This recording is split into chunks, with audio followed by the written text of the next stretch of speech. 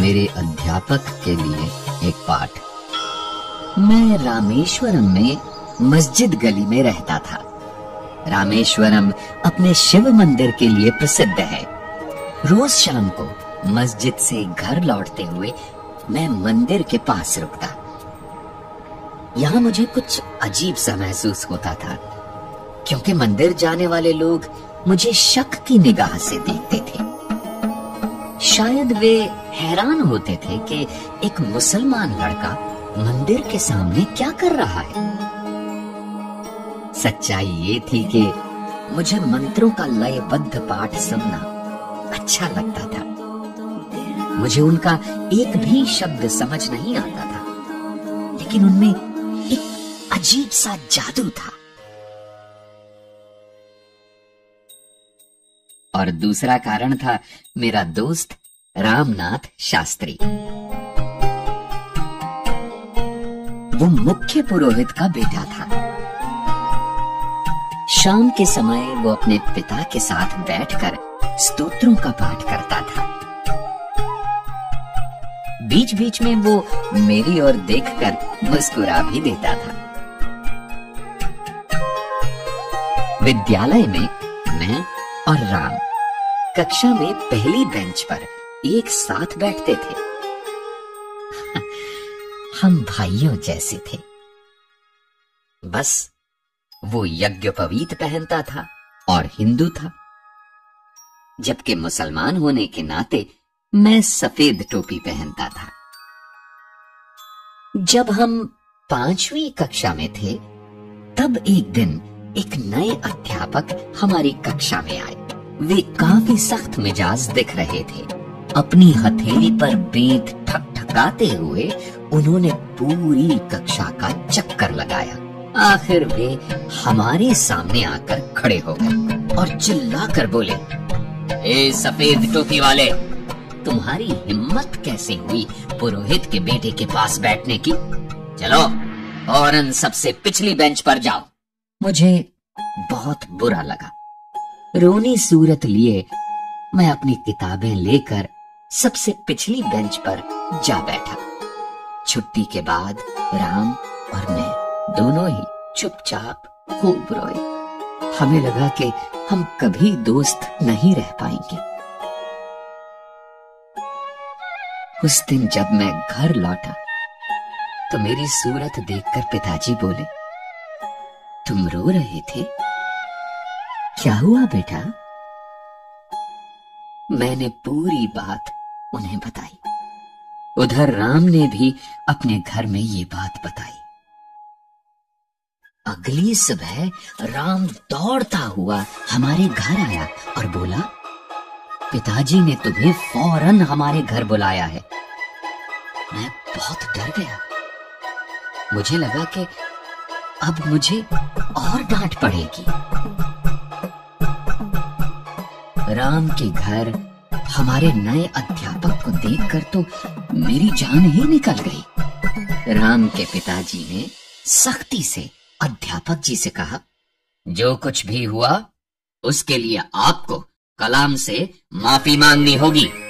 मुझे विश्वास ही नहीं हो रहा था कि मुख्य पुरोहित अध्यापक जी को मुझसे माफी मांगने को कह रहे थे।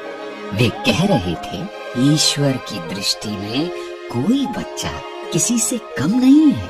अध्यापक होने के नाते आपका कर्तव्य है कि आप अपने छात्रों को उनकी अलग अलग पृष्ठभूमियों के बावजूद मिलजुल कर रहना सिखाएं। अब से आप इस विद्यालय में नहीं पढ़ाएंगे। अध्यापक जी ने तुरंत उनसे क्षमा मांगी और मुझे गले लगाते हुए कहा, कलाम, मुझे बहुत अफसोस है कि मैंने तुम्हारा दिल दुखाया। आज मैंने जीवन का एक बहुत ही महत्वपूर्ण सबक सीखा है। राम के पिताजी ने जब देखा कि अध्यापक जी को सचमुच अपने किए पर खेद है, तो उन्होंने उन्हें विद्यालय में पढ़ाना जारी रखने को कहा। राम और मैं फिर से पहली बेंच पर बैठने लगे। हमारी दोस्ती आज भी बरकरार है।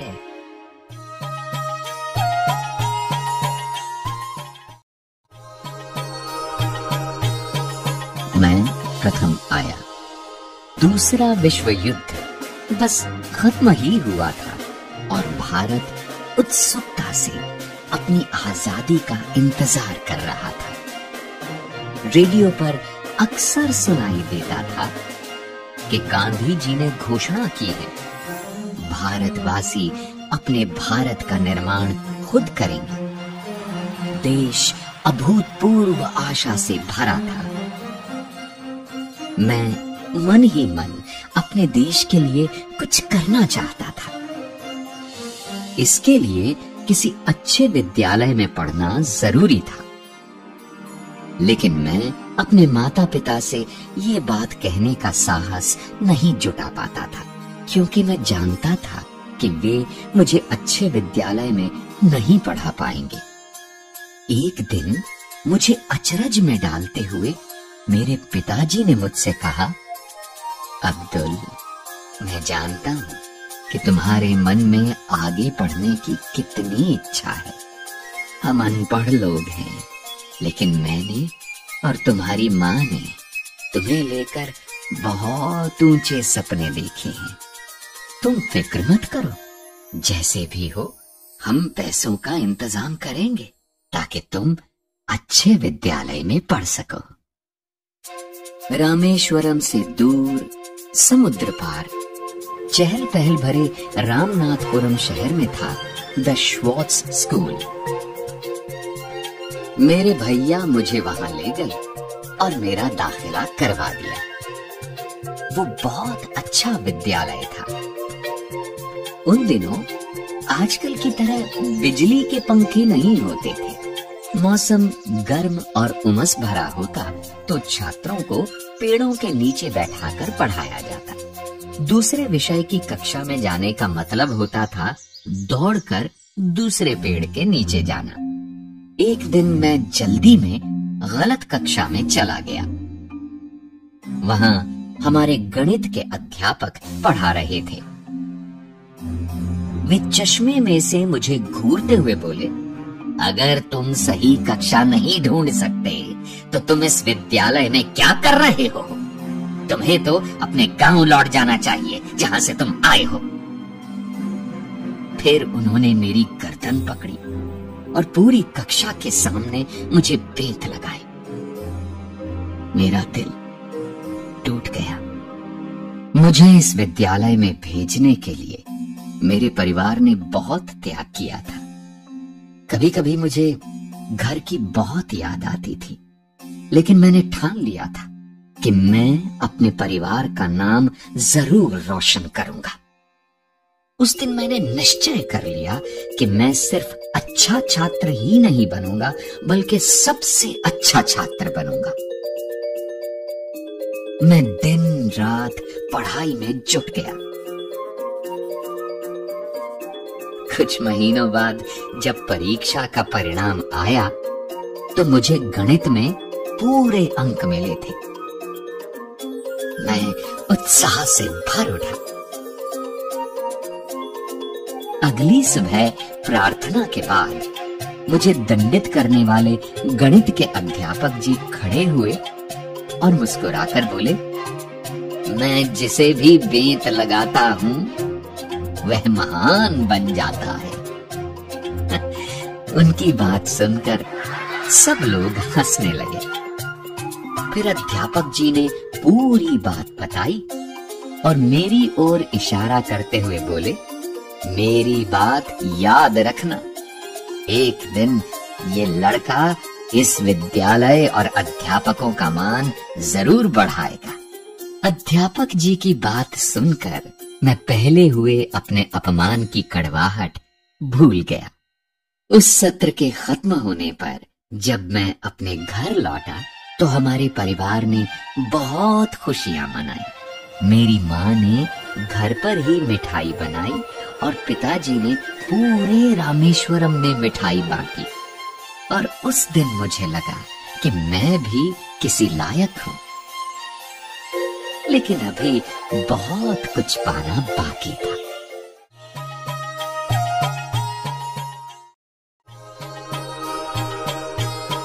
फाइटर जेट का डिजाइन बनाना।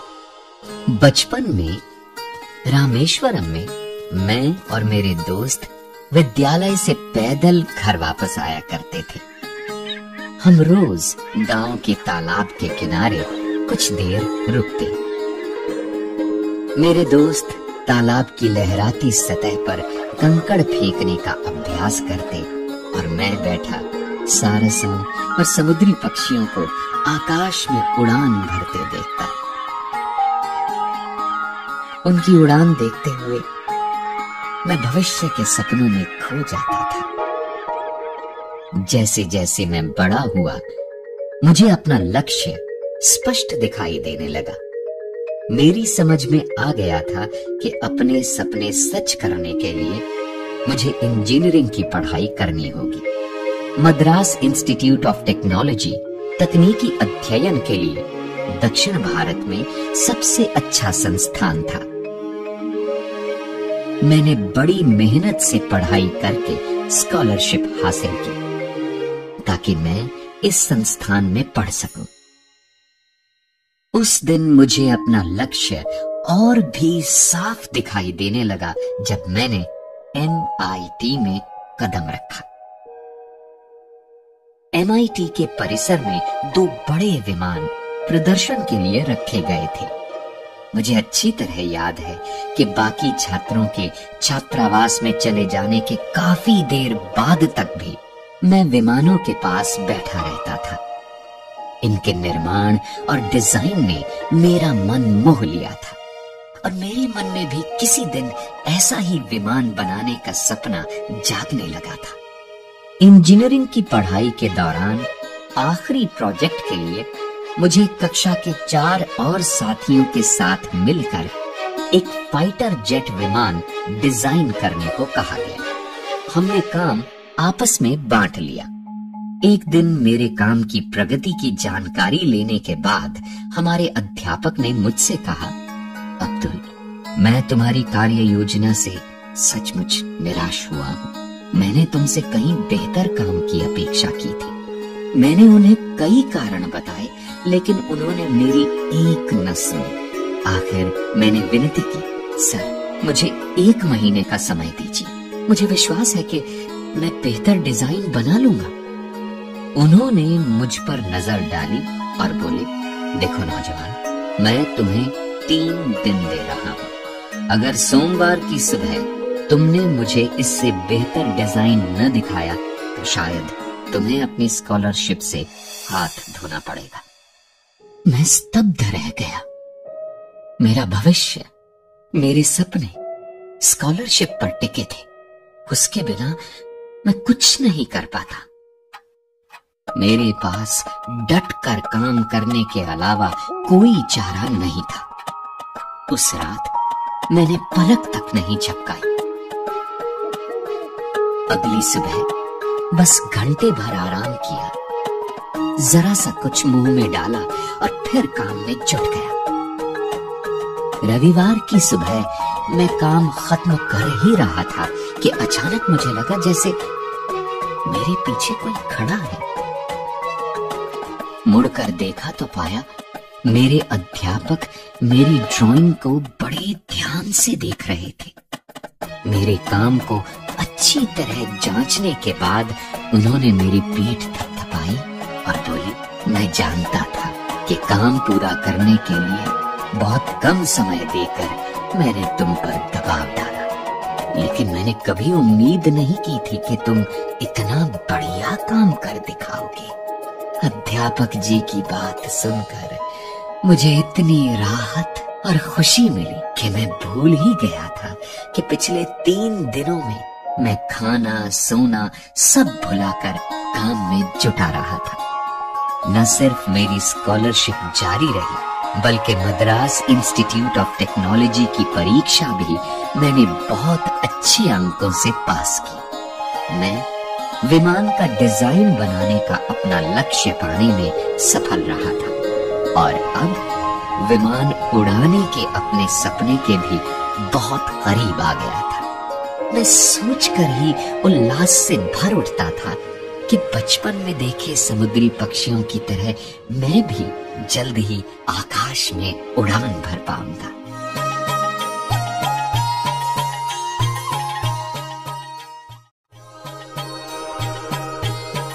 असफलता से सफलता की ओर आखिरकार प्रक्षेपण की घड़ी आ ही पहुंची। इस क्षण के लिए हम लोगों ने 7 बरस अथक परिश्रम किया था।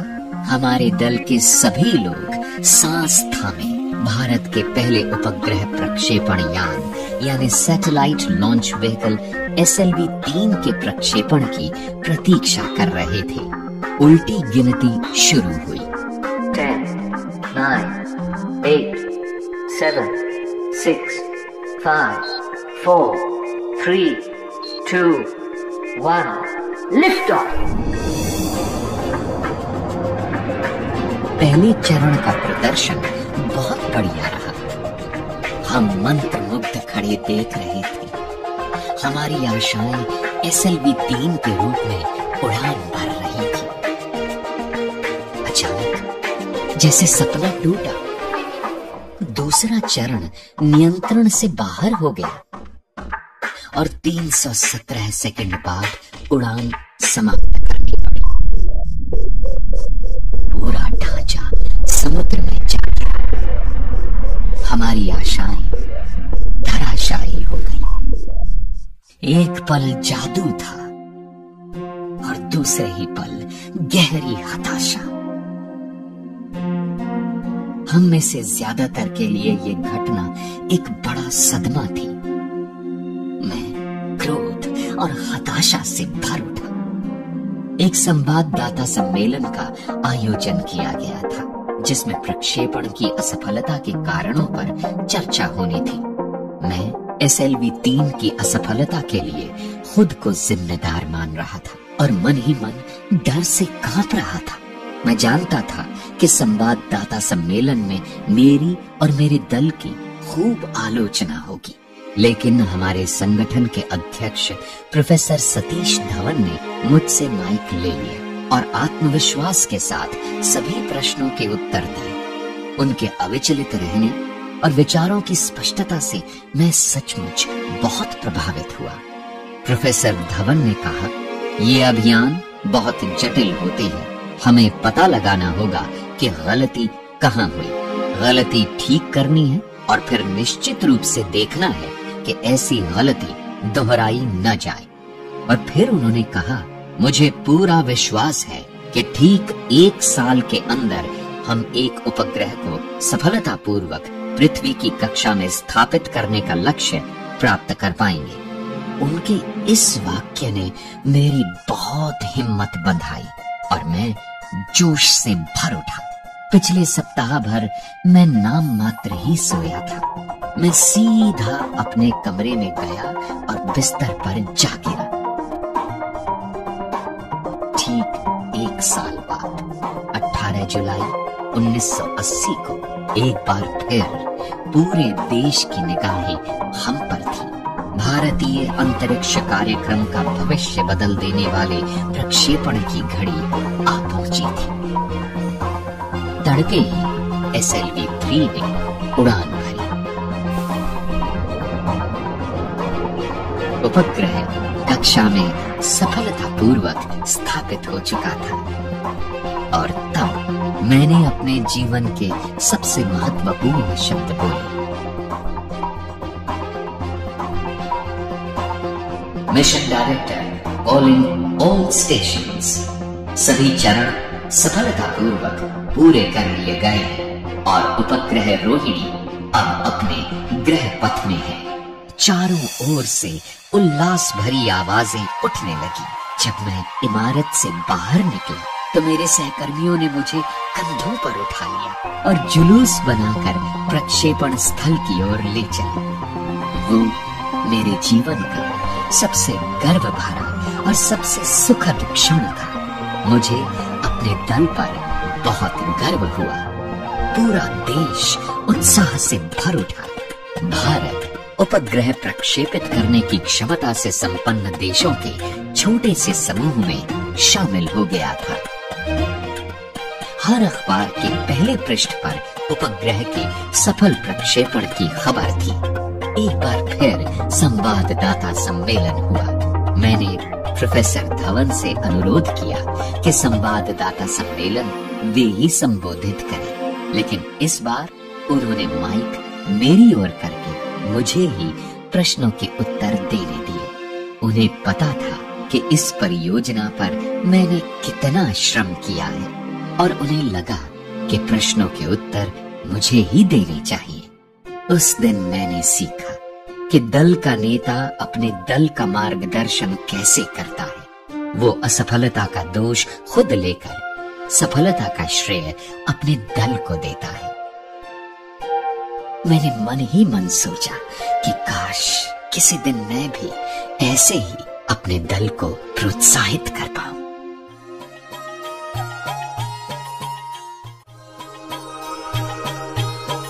Missile line. अखबारों में अग्नि मिसाइल की बार बार असफलता और उसके परीक्षण में हो रही देरी की काफी चर्चा थी। अंतरिक्ष विज्ञान के क्षेत्र में ऐसी देरियां होती ही रहती हैं, लेकिन देश ये बात समझने को तैयार नहीं था। अपनी समस्याएं हमें खुद ही सुलझानी थी। लोग अपने अपने ढंग से देरी का मतलब निकाल रहे थे। अमूल के एक विज्ञापन में तो हंसी हंसी में यहाँ तक सुझाव दे डाला गया कि अग्नि को चलाने के लिए उन्हें अमूल मक्खन का इस्तेमाल ईंधन के तौर पर करना चाहिए। परीक्षण में देर होने के कारण अखबार हाथ धोकर हमारे पीछे पड़े थे और बार बार की असफलता से मेरे दल का मनोबल टूट चुका था। मुझे वे अनेक अवसर याद आए जब हमारे दल के नेताओं ने हमारा मनोबल बढ़ाया था। मैंने सोचा कि क्यों ना मैं भी ऐसा ही कुछ करूं। मैंने एक सभा आयोजित करके अपने दल के 2000 सदस्यों को संबोधित किया। हमें एक महान अवसर दिया गया है। सभी बड़े अवसरों के साथ बड़ी चुनौतियां भी जुड़ी होती हैं।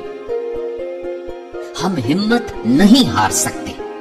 हमारे देश को हमसे कम से कम इतना तो मिलना ही चाहिए। मैं बात खत्म कर ही रहा था कि अनायास मेरे मुंह से निकला, मैं वादा करता हूं कि अगले परीक्षण में अग्नि का प्रक्षेपण सफल रहेगा। मेरा दल अचानक ऊर्जा से भर उठा। नई जोश से भरकर मेरे दल ने जबरदस्त इच्छा शक्ति दिखाते हुए बड़ी लगन से काम किया। आखिर प्रक्षेपण की तारीख 22 मई 1989 तय हुई। सेना के जनरल और रक्षा मंत्री जैसे गणमान्य व्यक्ति प्रक्षेपण देखने आए।